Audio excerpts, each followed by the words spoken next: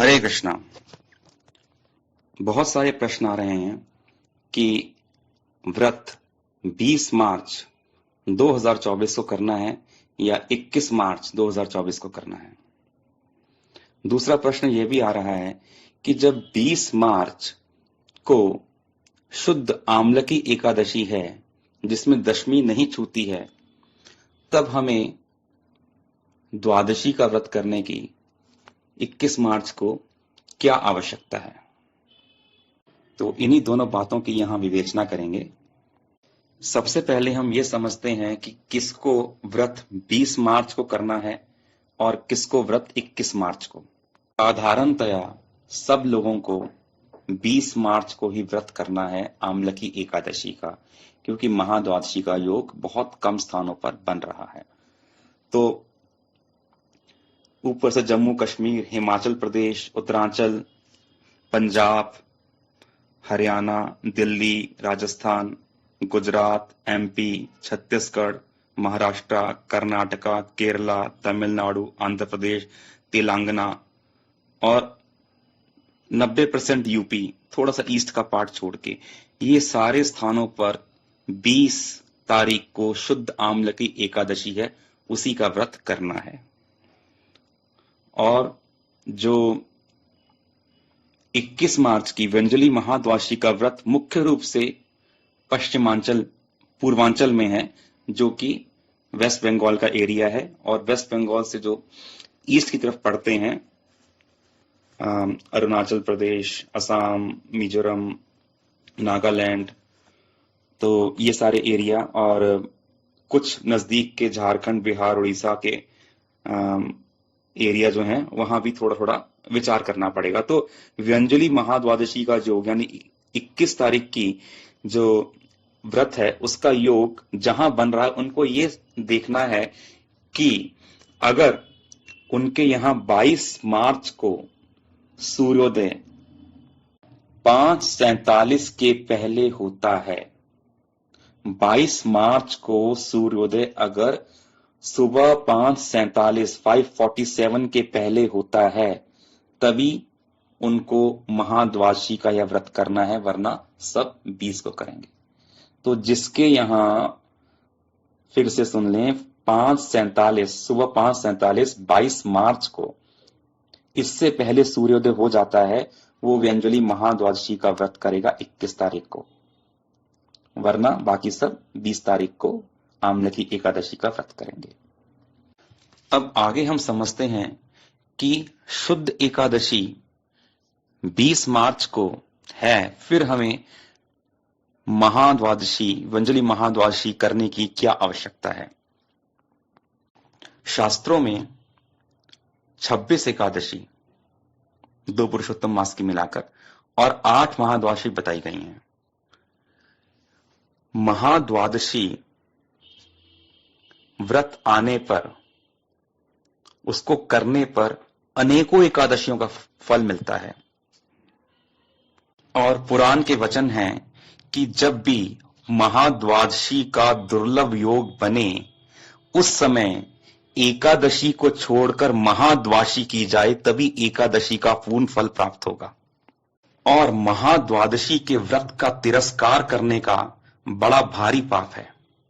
कोई अगर कहता है कि मैं तो बस एकादशी व्रत करूंगा, महाद्वादशी व्रत आ गया तो मुझे करने की क्या जरूरत है, तो हरि भक्ति विलास में स्पष्ट कहा गया कि ऐसे मनुष्य का पूर्व संचित जितने भी समस्त पुण्य हैं, वो सारे के सारे ध्वंस हो जाते हैं और उसका यमपुरी में वास होता है। व्यंजली महाद्वादशी के विषय में ब्रह्म वैवर्त पुराण के अंदर बड़ा स्पष्ट वर्णन आता है, जहां भगवान कहते हैं कि एकादशी द्वादशी साक्षात मेरा ही स्वरूप है। एकादशी स्वरूपेण धर्म साक्षात जनार्दन तत्शरीरम समम प्राहुर व्यंजत उन्मिल निव्रतम। भगवान के शरीर का साक्षात स्वरूप ही है ये व्यंजली और उन्मीलनी महाद्वादशी व्रत। आगे कहा, व्यंजली महाद्वादशी का व्रत का योग आने पर जो इस व्रत को नहीं कर कर अन्य तिथियों का पालन करते हैं वो साक्षात भगवान की हिंसा करते हैं, उनको जनार्दन को मारने जैसा पाप लगता है। विहाय व्यंजुलिम पापाः कार्यंत वशम तिथिम हिंसितस तरसो कृष्णाक्षरा इत्यवधारय। ब्रह्म वैवर्त पुराण में आगे कहते हैं कि जो पंडित व्यंजुली महाद्वादशी का योग होने पर उसको त्याग कर एकादशी का उपदेश करते हैं, उनको शास्त्रों की आज्ञा उल्लंघन करने का पाप लगता है। और जो लोग उनके बताए अनुसार व्रत करते हैं, उन सबके पापों को इन पंडितों को भोगना पड़ता है। ये कारत्त विद्वांसः शास्त्रम उल्लंघय हेतुकः पापिनस्तत्कृतं पापम तेषाम गच्छत्त संशयम। इसलिए हमें भी जब महाद्वादशी का योग बने तो उसका समादर करना चाहिए। और ये योग अति दुर्लभ होते हैं, बहुत नहीं बनते, जब कभी बने तो उनको किया जा सकता है।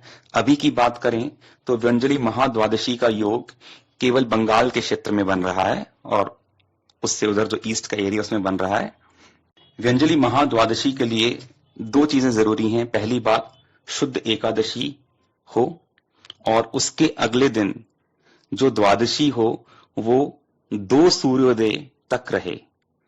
तो 21 मार्च को 4:15 पर सुबह द्वादशी आरंभ हो गई और वो निश्चित सूर्योदय से पहले आरंभ हो गई है। तो उसने एक सूर्योदय देख लिया और 22 मार्च को अगर वो व्यंजली जो द्वादशी है वो 5:47 तक रह रही है। अगर सूर्योदय 5:47 से पहले हो जाता है तो इस द्वादशी ने 2 सूर्योदय देख लिए, जिसे कहते हैं अहोरात्र। श्रील भक्ति सिद्धांत सरस्वती प्रभुपाद कृत हरि भक्ति विलास के टीका में अहोरात्र की यही परिभाषा दी गई है। तो 22 मार्च को द्वादशी 5:47 पर समाप्त हो रही है। उससे पहले अगर सूर्योदय हो गया तो उस स्थान पर 2 सूर्योदय देखने का द्वादशी तिथि का यानी अहोरात्र का योग बन जाएगा और वहां पे उनके लिए व्यंजली महाद्वादशी का व्रत होगा, जैसे कलकत्ता, गुवाहाटी आदि क्षेत्रों में हो रहा है। तो पूरे भारत में नॉर्थ, साउथ, वेस्ट, सेंटर सब जगह केवल 20 को ही है। केवल ईस्ट साइड जो है इंडिया का, वहीं पे महाद्वादशी यानी 21 के व्रत का योग बन रहा है।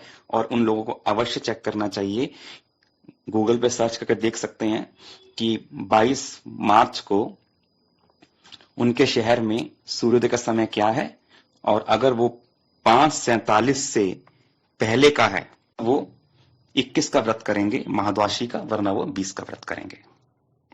बोलो आम्ल की एकादशी तिथि की जय, व्यंजली महाद्वादशी तिथि की जय।